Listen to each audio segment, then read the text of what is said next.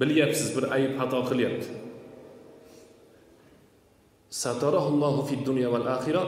Alloh subhanahu va taolo o'sha bandasini dunyoda ham, oxiratda ham yashiradi deyapti. Mayli dunyoda yashiradi. Dunyodagisi uncha emas.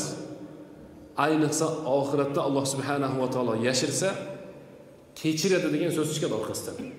Oxiratda Alloh subhanahu va taolo yashirsa, albatta gunohlarni kechiradi degan so'z chiqadi.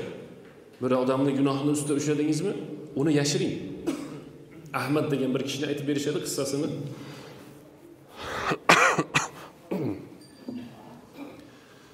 Bir arab diyorida bo'lib o'tgan ekan bu voqea. O'sha diyorda uzum ekadigan bir mahalla bor ekan. Mahallada falonchining 50 sotik uzugi, falonchining 70 sotik 1 gektar ko'p uzumzorlari bo'lar ekan. Bilasizlar, har bir mahallada boy odamlar bor, kambag'al odamlar bor, qo'li yuqa deb qo'yadi, shunday qiyinchilikda yashayotgan odamlar bor. Men deydi qissani rivoyat qilib berayotgan kishi. Men uyimizga juda pul kerak bo'lib qolib, ehtiyoj kuchayib, muhtojlik bo'lib, mana bizda hozir bizni yurtlarda hamma yo'q bemalolda. Uyda ham, ko'chada ham, samovarda ham, o'tirishda ham umuman muammo qolmadi. O'zim bir fikr qildim, o'yladim, qanday qilsam uyimizga bir pul bo'ladi, qanday qilsam yeydigan, ichadigan narsani olib kelaman deb o'ylandimda, keyin o'g'irlik qilishni niyat qildim dedi. O'g'irlik bizning shariatimizga qaytarilgan. O'g'irlik qilishlikni niyat qildimda, so'ngra o'sha uzum ekiladigan mahallada yashaydi. So'ngra shu uzum ekadigan insonlarni eng insofligi kim ekan deb o'zimga o'zim savol berdim deyapti. Uzum ekadigan odamlarning ichida insoflirog'i kim? Ahmad degan kishini tanlab, o'sha odamni uzumzoriga borib, birinchi kuni bir yashik uzumni terib, o'g'irlab bozorga olib borib sotadi va sotilgan uzumdan uyiga non, choy, kerak narsani olib keladi. Ertasi kuni va indini kuni shunday voqea bo'ladi. Keyingi 2-3 kun o'tgandan keyin uzumzorning egasi Ahmad bo'lib o'tayotgan voqeani biladi. Mana hammamiz o'zimiz nima kasbdan shug'ullansak, xato ketayotgan sezib qolamiz. Uzumzorning ichida oyoq izlari paydo bo'lib qolgan va uzumlar ozayib qolgan. Kunlarning birida yana o'g'rilik qilayotgandim, kechqurun deydi, qorong'uda. Birov kelib meni yelkamdan shunday ushladi. Qaysi ko'zman qarayki, uzumzorning egasi Ahmad. Shu vaqtda, shu o'rinda qo'lida sharmanda qilishlik imkoniyati bor. Xohlasa, ya'ni xohlagan narsasini qilishi mumkin. Xohlasa uni ustidan yozishi mumkin, xohlasa sharmanda qilishi mumkin, xohlasa jarima qilishi mumkin, xohlasa kechirib olishi ham mumkin. "Ey, sen kimsan?" deb uzumzorning egasi.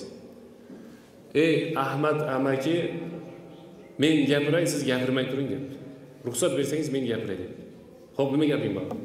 Birinchidan bu o'g'irlik qilgan narsalarimni ishlatib turib, gunohga harom narsa ishlatganim yo'q, uyimdagilarga non choy olib bordim. Ikkinchidan mahalladagi hamma odamlarni kuzatdim. Eng insofligi kim ekan deb qaradimda, siz insofli ekansiz. Shuning uchun o'g'irlik qilyapman. Endi nima qilsangiz qilavering degan ekan. Endi sen uzum uzishni to'xtat debdi. Endi men senga uzum uzib beraman. Sen uzum uzishni bilmaysan ekan debdi. Kecha undan burun kuni kelib xomlarini uzib olsan. Bular bozorda yaxshi sotilmaydi. Pishganlarini uzasan. Yaxshilarini uzasan, yana 1-2 kun uzasan, keyin to'xtatsan debdi. Shunday qilib menga eng pishgan yaxshilarni uzib qo'limga ushatib qo'ying dedi. Faqat bitta shartim bor dedi. Hech kimga mana shu voqeani aytib bermaysan dedi.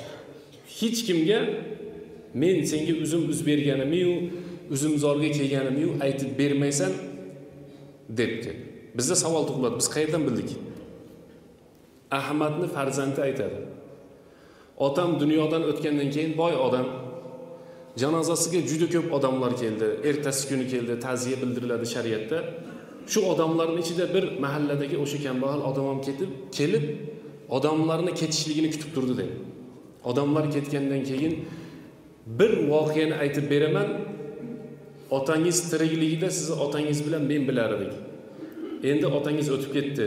O'tib ketgan odamning yaxshiliklarni aytsa bo'ladi.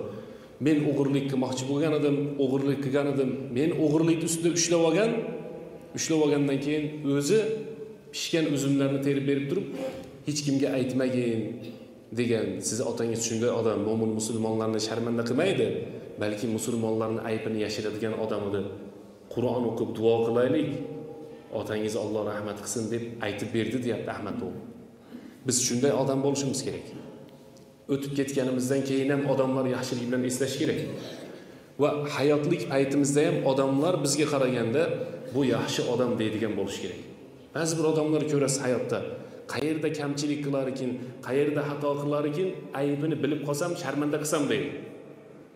Ba'zi bir odamlar esa odamlarning ayblarini yashiradi. Qur'oni Karimda al jazaa'ul ihsani illa al ihsan, yaxshilikni mukofot faqat yaxshilik deyapti. Siz birovning aybini yashirasizmi? Alloh taolo siz aybingizni yashiradi. Birovga yaxshilik qilasizmi? Alloh subhanahu va taolo siz bilan bizga nima qiladi? Yaxshilikni to'xtatmar ekan. Subhan robbika robbil izzati amma yasifun va salamun alal mursalin valhamdulillahi robbil alamin.